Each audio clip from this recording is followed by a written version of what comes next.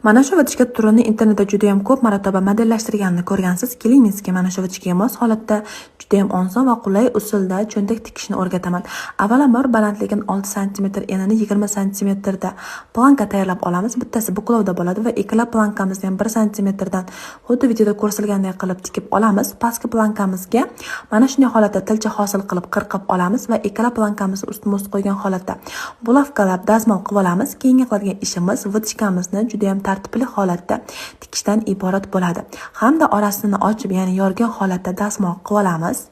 Mana bizning vodichkamiz ham cho'ntagimiz ham tayyor holatda. Videomizga manfaatli bo'lgan bo'lsa, like bosishni unutmang va eng yaqin do'stlaringizga yuborib qo'ying.